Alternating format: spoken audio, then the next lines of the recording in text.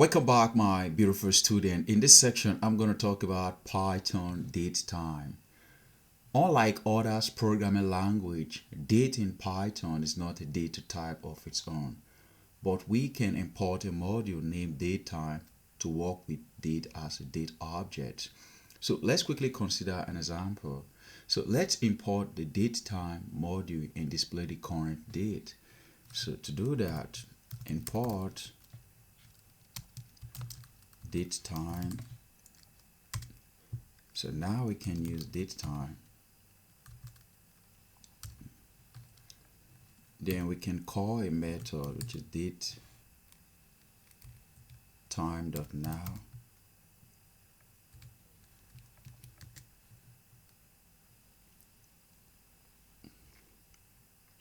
As you can see, we have datetime 2027, the month of July of 21. Then now this is the time, which is 9:01. Then we have 55 seconds currently. So this is actually the hour, and this is the minute, and this is the second. But we can store this in a variable as well. We can store datetime.now, and we can as well print the value of s. So we have this. As you can see, we also have the nanoseconds as well. So this is the year, this is the month, this is the day, this is the hour, this is the minute, this is the second, and this is the nanosecond. So let's try to return the year and the name of the week. So to do that, we have already imported our datetime. So let's say s equal to datetime.now. So print s.year. All you need to do is to call the .year method. As you can see, we have 2020, and we can as well return the name of the week. So to do that, we need a format code here. So s.str, which is string format time, and we need to pass in a format code. In this case, %a, capital letter A, will return the weekday, which is Tuesday. Perfect. So let's quickly move on to creating date object. To create a date, we can use the datetime class constructor of the datetime module. The datetime class requires 3 parameters to create date, year, month, and day. So we have already imported our datetime, so we can use it as equal to datetime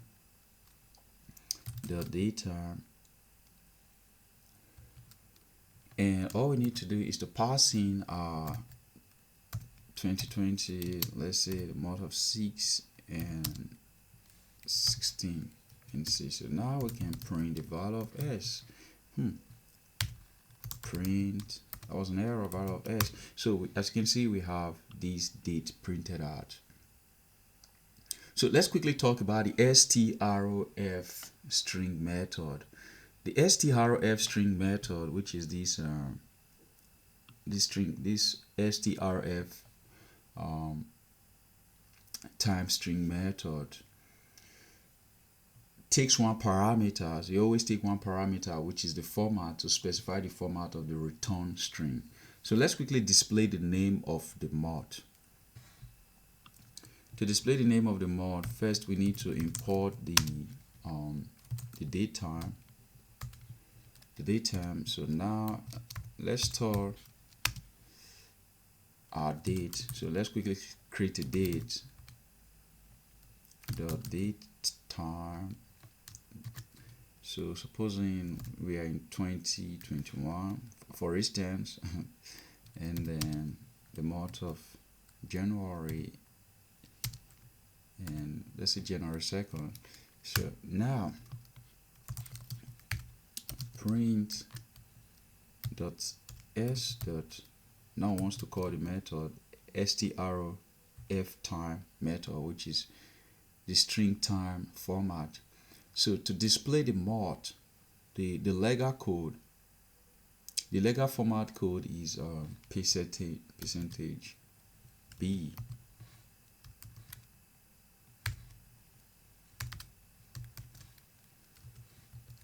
Percentage b, capital letter B. So as you can see, we have January printed out. So let's quickly talk about some of the legal format code that we can use.